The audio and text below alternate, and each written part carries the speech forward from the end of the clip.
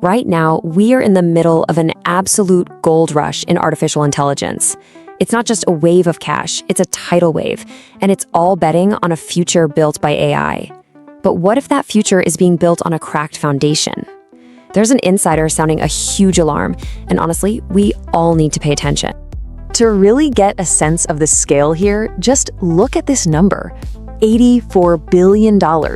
And get this, that's not the total investment in AI. That's just the funding for the top 10 US deals in a single year. We are so far past hype at this point. This is one of the single biggest financial bets in modern history. And you can see where all that money is flowing. It's not spread out, it's clustering around a handful of absolute giants. You've got Microsoft all in on OpenAI, Alphabet backing Anthropic. This isn't just a bunch of venture capitalists throwing darts. No, this is a massive strategic realignment of the entire tech industry. Okay, so with that kind of money on the table, you'd think the foundations would be made of solid granite, right? Well, that's exactly where this story takes a very sharp, very worrying turn. A leader in the industry is warning that we're basically building a giant house of cards, and to understand why, we've got to look past the dollar signs and get into the code itself. The problem has a name and is perfect: vibe coding. It's this, casual new habit of just letting an AI write huge chunks of code and then shipping it without really understanding what it just did. It's like telling a machine, hey, build me a skyscraper, and then just walking away, never checking a single blueprint or the wiring or the plumbing. You're just trusting the vibes. And look, this isn't some academic theory. That's a direct quote from Michael Truell. He's the CEO of Cursor, an AI coding tool that over 1 million developers use. This guy is at the absolute epicenter of this revolution, and he's the one telling us that if we keep doing this, the whole thing is going to crumble. So what exactly are these shaky foundations that Truell is talking about? Here's the most important thing to get. The mistakes AI makes aren't like the typos or logic errors a human might make. AI code fails in predictable, almost systematic ways. This list basically lays out the AI's greatest hits of failure. We're talking about it completely making up or hallucinating code libraries that don't even exist. We're talking about it writing code that seems to work just fine, but is secretly riddled with massive security holes. And one of the biggest ones, it almost always ignores the tricky edge cases, the stuff that makes software crash in the real world. These aren't simple bugs. They're deep, recurring, fundamental flaws. Let's zoom in on that first pattern, hallucinated code. You have to remember, these models learn from patterns, not from facts. So it sees millions of lines of code and thinks, a function called process magic data sounds like something that should exist. And then it just confidently writes code that uses it, even though it's complete fiction. It seems like a small thing, but it proves the AI has zero true understanding of what it's creating. Now this is the one that really keeps engineers up at night. AIs are optimized to make code that works, not to make code that is secure. So it might build you a login page that looks and feels perfect, but behind the scenes, it left a back door so wide open you could drive a truck through it. It only solves for the happy path, not the messy, dangerous reality. And this is not just a theory. A recent study from Veracode is just staggering.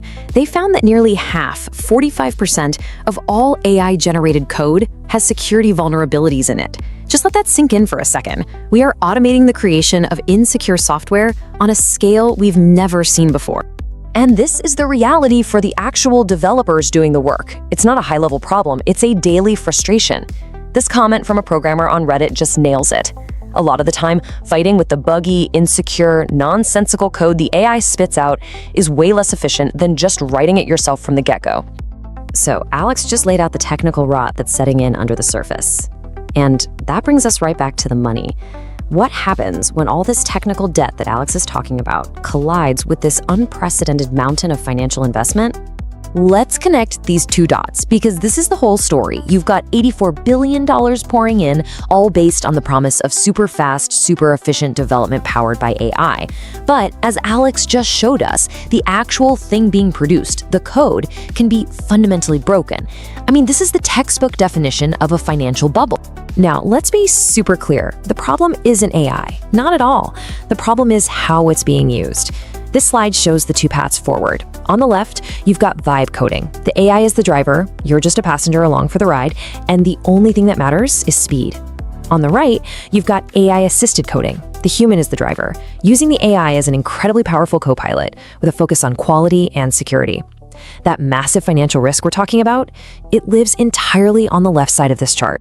And as these software systems get more and more complex, the cost of failure just skyrockets.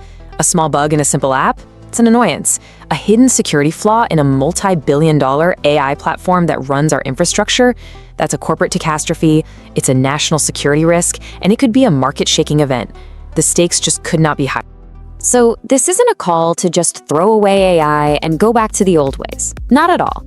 This is a call for good old-fashioned engineering discipline.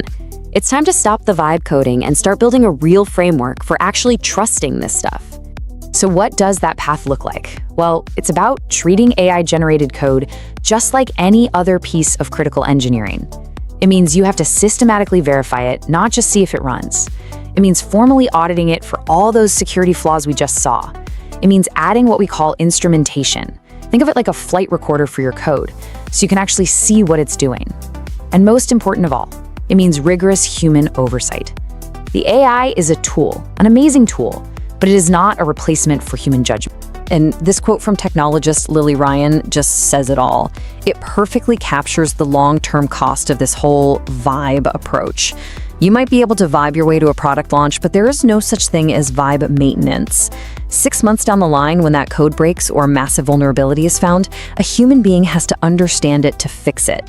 And if nobody understands it, the entire system is basically a write-off. Which brings us all the way back to the biggest question of all. There's no doubt that AI is writing the software of our future.